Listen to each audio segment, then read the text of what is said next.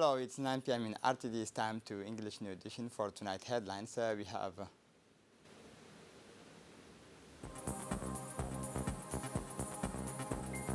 the strengthening of the private sector is on the agenda of the Minister for Trade and Private Sector. For the international scene, World Health Organization gives green light to first malaria vaccines for children. Welcome to our newsroom. The President of the National Assembly, His Excellency Mohammed Ali Ahmed, received this Thursday, October 7, in audience a delegation composed of the British senator and two businessmen. The said delegation was led by the Honorable Lord Polaka, who was accompanied by Michael Mainelli and Alistair King. After the traditional words of welcome, the President of the National Assembly said he was honored by the historic visit of these British guests, which is a first for the Parliament of the Republic of Djibouti. Taking the floors in his turn, the head of the delegation was keen to explain the reasons for their stay in the Republic of Djibouti. Indeed, the British delegation said that they came to Djibouti for a courtesy visit, and this is in the context of strengthening the ties of cooperation and friendship between the two institutions, especially between the two countries. Moreover, during their exchanges, the two parties discussed various topics of common interest, such as the ambition of the Republic of Djibouti to become a member of a Commonwealth organizations, which brings together 54 countries where English is the common language, and 2.4 billion people. This is the will of the authorities who are pressing the pace to open up the two new markets, said the head of the National Assembly.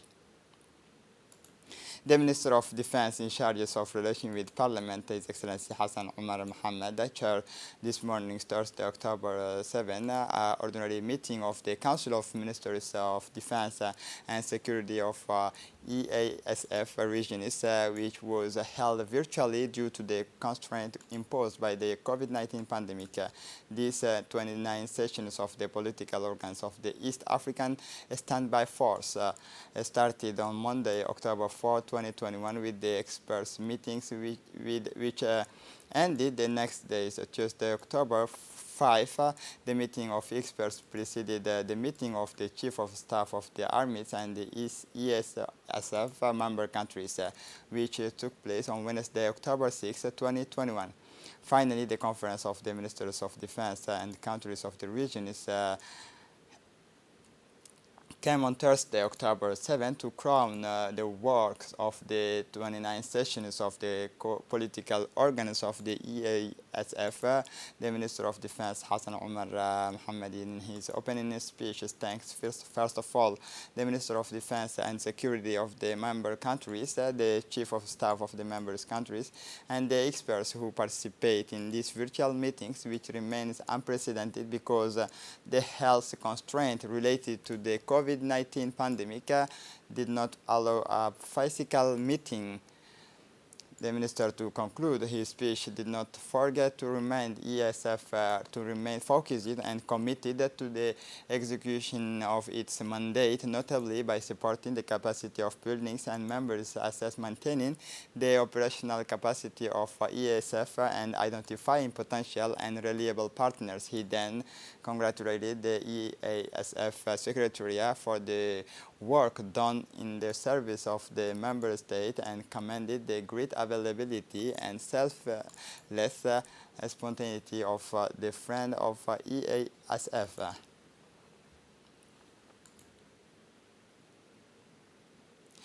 The meeting of the Joint Technical Committee between the Ministry of Interiors of Saudi Arabia and Djibouti, which began last Monday at Sheraton Hotel, ended today by a meeting of the Minister of Interior, the Acting Minister of Interior, Hassan Omar Mohammed, with the Saudi delegation. This delegation, led by Colonel Mubarak bin Al-Qahtani, chairman of the Joint Technical Committee between the two countries, was received today in the meeting room by the acting Minister of Interior, Hassan Omar Mohammed. During this meeting, the colonel returned on his two-day mission to Djibouti. The discussion is also focused on the case of illegal immigration in Djibouti. The delegation also visited the various border posts, land and sea, which is a point of entry and exit in the Gulf countries to the Kingdom of Saudi Arabia. During their mission, the delegation visited the Ethiopian side of the border at Galilee, the Somali side at Loyada, and also the different regrouping centers at Nagar and Lekasal, Obok, managed by International Organization for Migration. The Minister of Budget, Abdul Karim Aden Sher, received this morning in his office a delegation of parliamentarian and British businessmen led by Lord Stuart Pollack, a member of the British Upper House, and composed of Mr. Alistair King, CEO of the Naisbitt King, and Professor Michael Manley, executive directors of the two Zen main group. The two parties exchanged on the investment opportunities in our country, but also on the strengthening of the Djibouti-British cooperation, especially in diplomacy, trade, and economic development. The meeting was attended by the acting Secretary General of Ahmed Hassan Moyale, the head of the cabinet, Mohammed Saeed Dawale, the advisor in charge of fiscal policy, Abdel Fattah Musa Are, and the technical advisor, Fouad Daoud. The Minister of National Education Vocational Training, Mustafa Mohammed Mahmoud, received in his office today a visit from the Deputy Head of the Education and Employment Division of EFD, Mr. Laurent Cortez. The meeting took place in the presence of the Director of the French Development Agency in Djibouti, Ms. Hélène Moon, and the Secretary General of the MENFOP, Mohamed Abdallah Mahyoub, as well as representative of UNICEF and AFD. Discussion is focused on new partnership project between AFD, MENFOP, and UNICEF, and all issues related to the scholarization of young girls in rural areas, but also on the logistical transport project in order to provide assistance to the new technical education and vocational training center. After a welcoming word from the Minister, Mr. Laurent Cortez recalled the context of implementation of the new project of education for girls, but also the supervisions of other education project of vocational training. The Minister of Women and Family, Ms. Muna Osman Aden, received this morning the representative of USAID in Djibouti, Lloyd Jackson, in her office. This meeting, which took place in the presence of the advisories of the minister, focused mainly on the programs of the USAID in Djibouti. Also, he wished to establish a privileged partnership with the Ministry of Women and Family, which could serve as a coordination between USAID and other departments. For her part, Ms. Muna Osman Aden did not fail to thank her distinguished guest for this visit, and especially for this collaboration that would open new perspective for the empowerment of women. Finally, the two parties discussed the cooperation between the two countries and the flagship projects of the ministry, namely the empowerment of women, the strengthening of cooperative, the innovation of digitalization, as well as the strengthening of women empowerment centers. The Ministry of Commerce and Tourism, in collaboration with the Chamber of Commerce Djibouti, organized this morning's consultation meeting with traders at the Chamber of Commerce. This meeting was chaired by the Minister of Commerce and Tourism, Mr. Mohamed Warsama Dirouye, where present the President of the Djibouti Djibouti Chamber of Commerce, Yusuf Musa Dawale, and the Djiboutian trader. The objective of this meeting of consultation with the traders is to find together sustainable solutions to provide our countries with strategic stocks of food and fight against unjustified price increases. The Djiboutian government is constantly making effort to maintain a very low level of taxation for this vital product. The president of the Djibouti Chamber of Commerce, Mr. Yusuf Musa Dawale, welcomed the Minister of Trade and stressed that this meeting with the traders is a capital importance. For his part, the Minister of Trade and Tourism, Mr. Mohamed Warsama Diriye, in his speech praised the commercial spirit and professionalism shown by Djiboutian traders in the performance of their activities.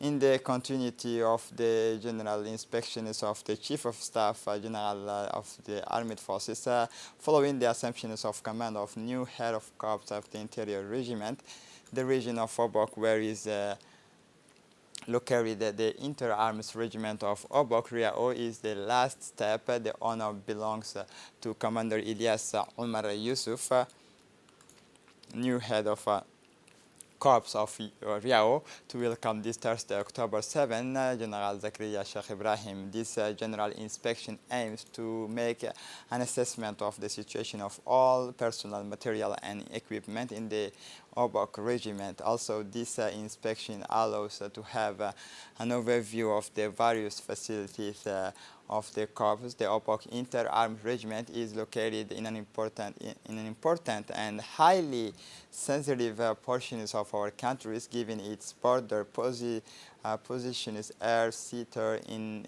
his trip, General Zakaria Sheikh Ibrahim was accompanied by Colonel Abdurrahman Ali Kahin, acting Director General of the National Police, Colonel Wais Omar Bogore, Commander of the Coast Guard, and officers of the General Staff of the Army.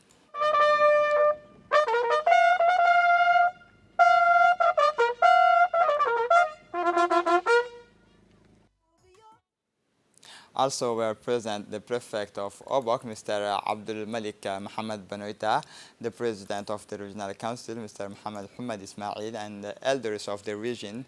On his arrival, the CMGA was welcomed by Commander Ilyas Omar Yusuf, the new head of the RIAO, in the presence of the Colonel Major Mohammed Qayad Gele, Deputy Chief of Defense Staff.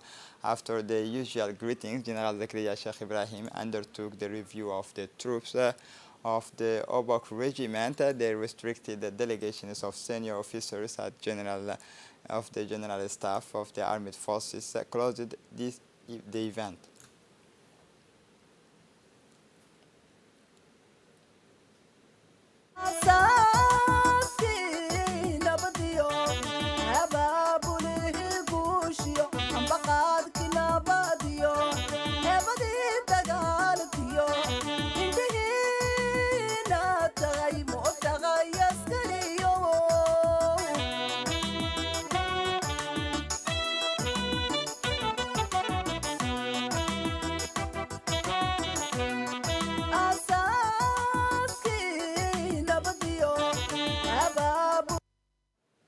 In his speech, General Zakaria Sheikh Ibrahim, Chief of the General Staff of the Armed Forces, underlined that the Obok Inter-Armed Regiment is located in an important and highly sensitive portions of our country.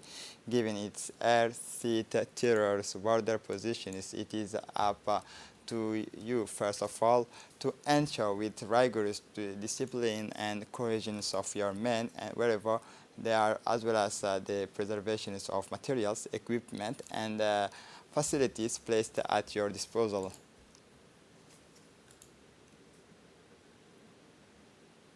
At the end of the speech, the CMGA attended a brief presentation of the means that the Obok Inter-Arms Regiment, RIAO, like the Dikil Regiment, the Obok Inter-Arms Regiment is located in an important and highly sensitive part of our countries, given its air-sea borders position. Then General Zakaria Sheikh Ibrahim proceeded to the inspection of the means of mobility held by the regiment of Obok. Indeed, the Riao Regiment is an operational regiment deployed for 10 months on the ground to carry out missions of combine and nomadization in searches of criminals whose aim is to destabilize The country, by unhealthy act and in order to preserve the sovereignty of the country and the protection of our fellow citizens. Thus, this regiment, coupled with the regiment of Tajora Riate, has crisscrossed all the corners of the northern regions, the most remote and difficult to access areas, to carry out their assigned missions. Hence, the need of for a large fleet of mobility, despite the harshness of the mobile means remains operational. At the end of the ceremony, General Zakaria Sheikh Ibrahim attended a parade on foot of the troops of the Inter-Arms Regiment of Obok, headed by the new head of the Corps, Commander Ilyas Omar Yusuf. The ceremony ended with a refreshment and the traditional family photo.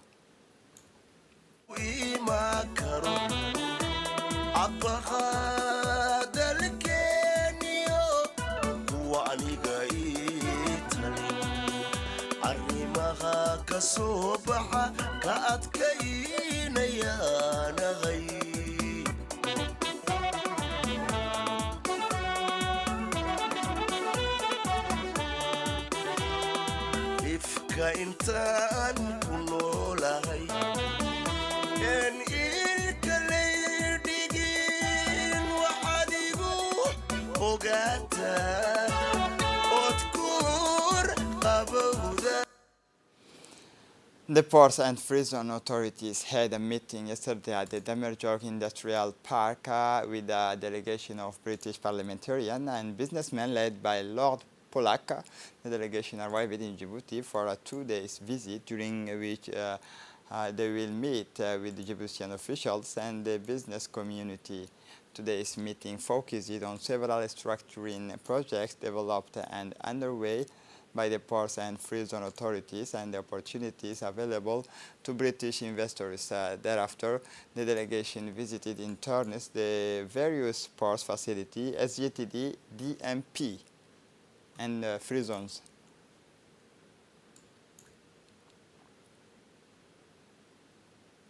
A mission of the Ministry of Public Health, led by the national coordinator of this department, to the national campaign of vaccination against COVID-19, Umar Muhammad Ismail, went yesterday to the capital of the region.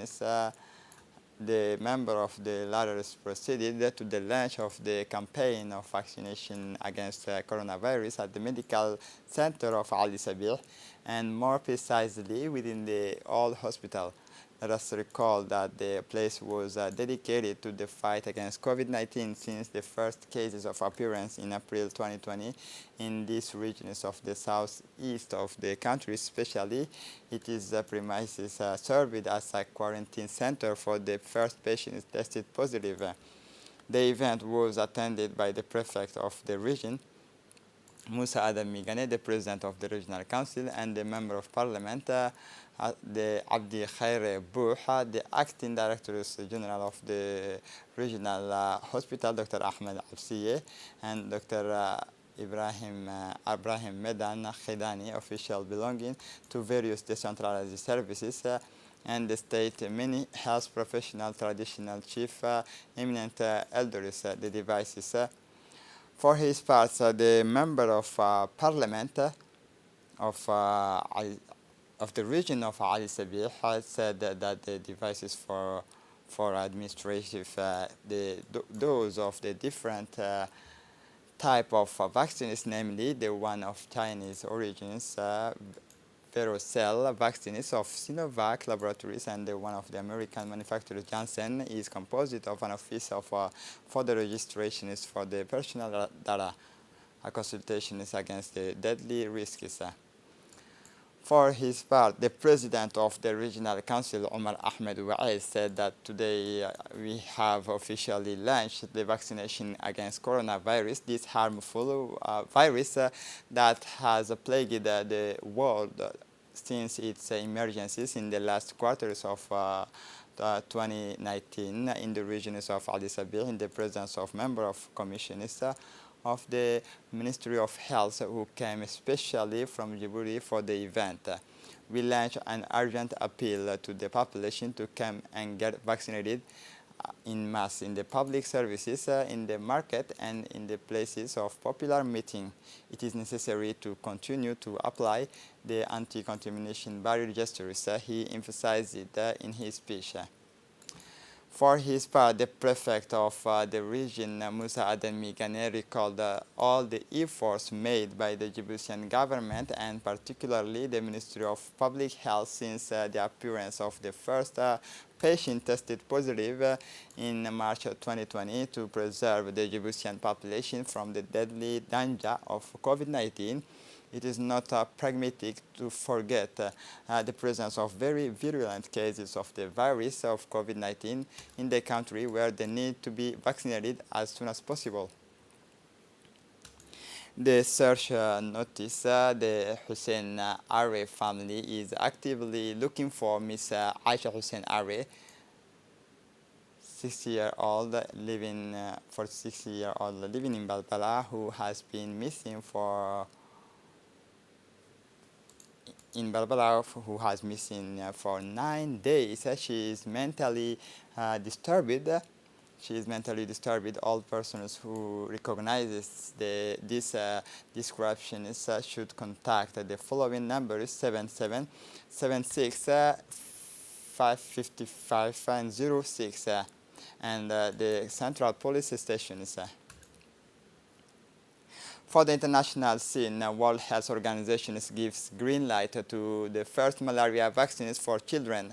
The World Health Organization, WHO, is recommending a massive rollout of the first malaria vaccines to children in sub-Saharan Africa. This could save thousands of lives. The World Health Organization has recommended on Wednesday the massive deployment of the first of malaria vaccines among children living in sub-Saharan Africa in areas at risk, which could save tens of thousands of lives. The long-awaited malaria vaccines for children is a breakthrough for sciences, child health, and malaria control. World Health Organization Director General Dr. Tedros Adhanom Ghebreyesus said in a statement, using these vaccines in addition to existing tools to prevent malaria could save tens of thousands of young lives each year. This is it for the news. Thanks for watching us. Have a good evening.